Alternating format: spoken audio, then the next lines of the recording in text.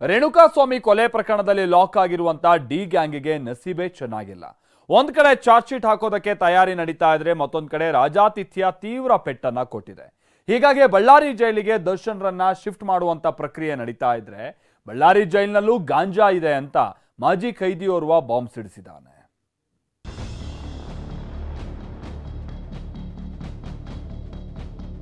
ನಟ ದರ್ಶನ್ ಪರಪ್ಪನ ಆಗ್ರಹದಿಂದ ಬಳ್ಳಾರಿಯ ಜೈಲ್ಗೆ ಶಿಫ್ಟ್ ಆಗಲಿಕ್ಕೆ ಈಗಾಗಲೇ ಕ್ಷಣಗಣನೆ ಕೂಡ ಪ್ರಾರಂಭವಾಗಿತ್ತು.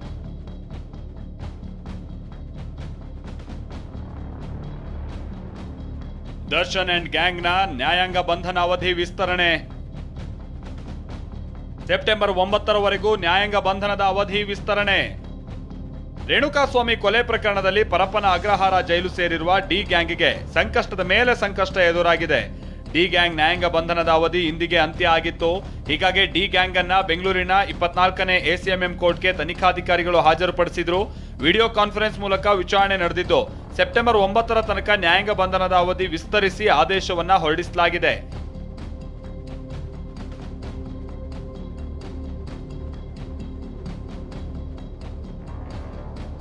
ಹಾಗಾದ್ರೆ ಜಡ್ಜ್ ಎದುರು ಪೊಲೀಸರು ಹೇಳಿದ ಒಂದಷ್ಟು ಕಾರಣಗಳೇನು ಅನ್ನೋದನ್ನ ನೋಡೋದಾದ್ರೆ, ಜಡ್ಜ್ ಎದುರು ಪೊಲೀಸರು ಒಂದಷ್ಟು ಅಂಶಗಳನ್ನ ಪ್ರಸ್ತಾಪಿಸಿದ್ದಾರೆ. ಕೊಲೆ ಕೇಸ್ನಲ್ಲಿ ಆರೋಪಿಗಳ ಪಾತ್ರ ಎಲ್ಲ ರೀತಿ ದೃಢ ಆಗಿದೆ. ಕೇಸ್ನಲ್ಲಿ ಕೆಲ ಸಾಂದರ್ಭಿಕ ಸಾಕ್ಷ್ಯಗಳ ಹೇಳಿಕೆಗಳು ಬಾಕಿ ಇದೆ. ಅಗತ್ಯ ಇದ್ರೆ ಆರೋಪಿಗಳಿಂದ 164 ಅಡಿ ಹೇಳಿಕೆಯನ್ನ ದಾಖಲಿಸಿಕೊಳ್ಬೇಕಿದೆ. ಆರೋಪಿಗಳಿಗೆ ಜಾಮೀನು ನೀಡಿದ್ರೆ ಸಾಕ್ಷ್ಯಗಳಿಗೆ ಬೆದರಿಕೆ ಒಡ್ಡುವಂತ ಸಾಧ್ಯತೆ ಇದೆ. ವ್ಯವಸ್ಥಿತ ರೀತಿಯಲ್ಲಿ ಸಾಕ್ಷ್ಯ ನಾಶ ಮಾಡೋ ಸಾಧ್ಯತೆ ಹೆಚ್ಚಳವಾಗಿದೆ. ಅದರಲ್ಲೂ ಆರೋಪಿ ಪ್ರಭಾವಿಯಾಗಿರೋದ್ರಿಂದ ಮೃತನ ಕುಟುಂಬಕ್ಕೆ ಬೆದರಿಕೆ, ಆಮಿಷವನ್ನ ಒಡ್ಡಬಹುದು. ಕೆಲ FSL ವರದಿಯಲ್ಲಿ ಆರೋಪಿಗಳ ಪಾತ್ರ ಸಾಬೀತಾಗಿದ್ರೆ ಟೆಕ್ನಿಕಲ್ ಎವಿಡೆನ್ಸ್ ಬಗ್ಗೆ ಕೆಲ ವರದಿ ಬರೋದು ಬಾಕಿ ಇದೆ ಅಂತ ಹೇಳಿದಾರಂತೆ. ವಿಚಾರಣೆ ವೇಳೆ ಆರೋಪಿ ಪ್ರದೋಷ್ ತನ್ನ ತಂದೆಗೆ ಕ್ಯಾನ್ಸರ್ ಇದೆ, ಹೀಗಾಗಿ ತನ್ನನ್ನ ಬೇರೆ ಕಡೆಗೆ ಶಿಫ್ಟ್ ಮಾಡಬೇಡಿ ಅಂತ ಮನವಿ ಮಾಡಿದ್ನಂತೆ. ತಂದೆ ಆಸ್ಪತ್ರೆಗೆ ದಾಖಲಾಗಿದ್ದಾರೆ, ವಕೀಲರ ಭೇಟಿಗೂ ಅವಕಾಶ ಕೊಡ್ತಾ ಇಲ್ಲ ಅಂತ ಅಳಲು ತೋಡ್ಕೊಂಡಂತೆ.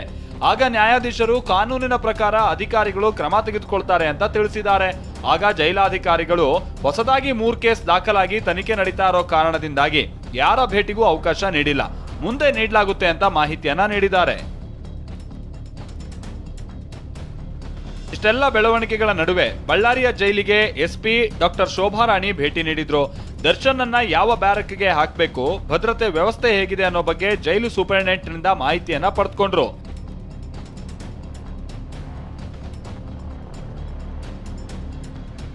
ಇನ್ನು ಬಳ್ಳಾರಿ ಜೈಲಿನಲ್ಲಿರುವಂತಹ ತಿಂಡಿ ಹಾಗೂ ಊಟದ ಮೆನು ಏನೇನು ಅಂತ ನೋಡೋದಾದ್ರೆ,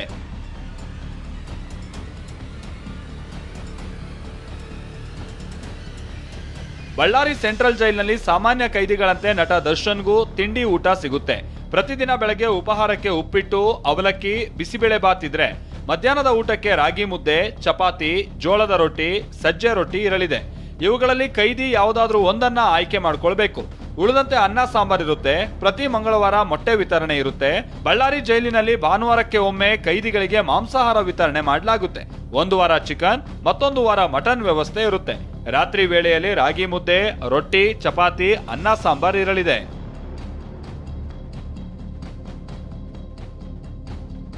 ಬಳ್ಳಾರಿ ಜೈಲಿನಲ್ಲಿ ಮೊಬೈಲ್, ಗಾಂಜಾ ಸಿಗುತ್ತೆ ಎಂದ ಮಾಜಿ ಖೈದಿ. ದುಡ್ಡು ಕೊಟ್ರೆ ಐಷಾರಾಮಿ ವ್ಯವಸ್ಥೆ, ರೂಮ್ಗಳಲ್ಲಿ ಬೆಡ್, ಫ್ಯಾನ್.